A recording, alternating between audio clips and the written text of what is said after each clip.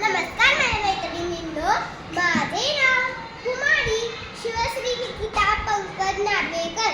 मी आता पहिली क मध्ये शिकते. आज मी तुम्हाला गोष्ट सांगणार आहे. माझ्या गोष्टीचे नाव आहे सोनेरी चिमणी. एक होती चिमणी, सोनेरी चिमणी. आकाशात गणपती बाप्पाच्या महालात राहायची. मऊ मऊ पलंगावर निजायची. ठिकठिकाणच्यात अंघोळ करायची. एक दिवस उडत उडत चिमटाई आली की आकाशातून जमिनीवर. तिला हिरवी हिरवी झाडं, रंगीबिरंगी फुलं, फुलणारं गवत सगळं पाहून फार आनंद झाला. एका डोंगरात गुलाबाच्या फुलावर बसावं म्हणून ती आली खरी, पण बिचारीच्या पंखाला काटा लागला. रक्त आलं. तिला काही उडता येईना. कशी कशी जमिनीवर आली. पंख सावरत सावरत चालत होती तर एका दगडाला ठेच लागली. आई ग, पायाला पण लागली. चालता येईना, उडता येईना. बिचारी बसली एका दगडाला टेकून. तर जोरात वारा आला आणि माऱ्यापासून धूळ कचरा हा चिवट्याच्या डोळ्यात गेला. तिला काही दिसते नाही. बिचारी एका दगडाला टेकत रडत बसली.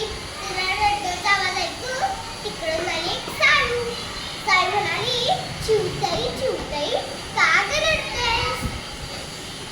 चिमणी म्हणाली, काय सांगू, माझ्या पंखाला काटा लागलाय. दुखतंय ग मला, उडता येत नाहीये म्हणून मी रडतेय. साळू म्हणाली, हात टिचा, एवढंच ना, थांब जरा. असं म्हणून साळूने कुठल्या तरी झाडाचा पाला आणला आणि दगडाने ठेचून चिवताईच्या पंखाला लावला. त्याबरोबर पंखातून रक्त यायचं बंद झालं. चिमणीला फार फार बरं वाटायला लागलं. पण ती साळूला म्हणाली, साळूताई साळूताई, मी आहे सोनेरी चिमणी, राहते आकाशात, नटुरवाणी. तू केलीस मला मदत. बाप्पाला तुझा निरोप सांग. तुला काय हवं ते मी मागेन.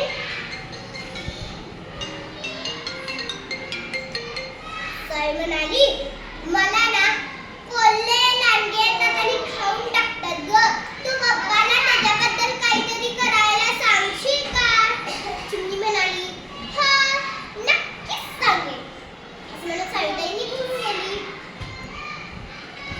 चिमणीने पंख फडफडत पाहिलं. उडता तरी येत होतं, पण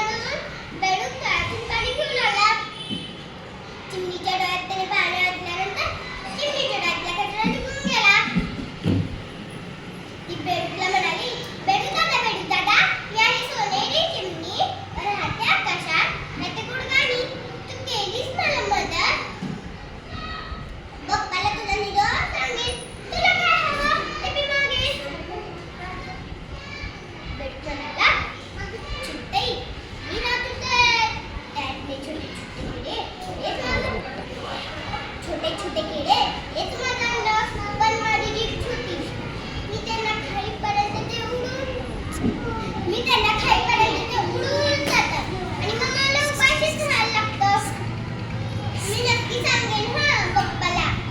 असं म्हणून चिमणी उडून गेली. रात्र झाली होती.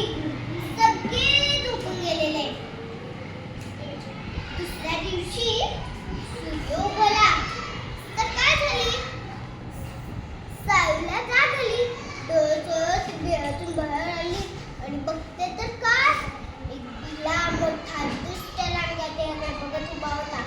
सावलीला बघून त्या तोंडाला पाणी सुटलं होतं. तो हसत म्हणाला, सावताई आता कुठे पाहिशील?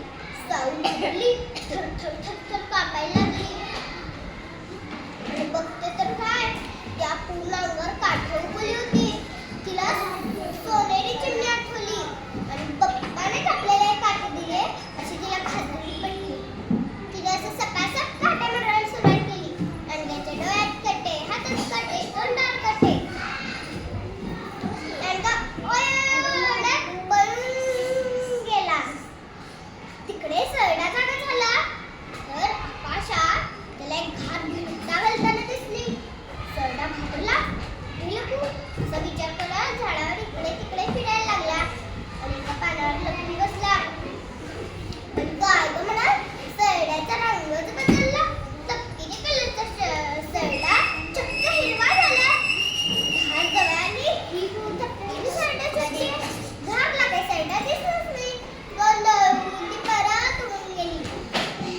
आणि तिकडे बेडकाची पण तीच अवस्था. सकाळी उठला. डोळे चोळत असताना समोर मस्त गार हिरवा नागतोडा गवतार बसलेला दिसला. त्याने तोंड उघडलं. त्याची जीभ लांब लचक झाली होती. जोरात जीभ बाहेर काढली.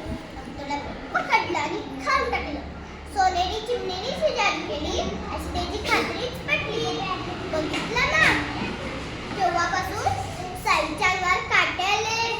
सरडा रंग बदलायला लागला आणि बेडकाची जीभ पण लांब झाली. आपण दुसऱ्यांमध्ये केली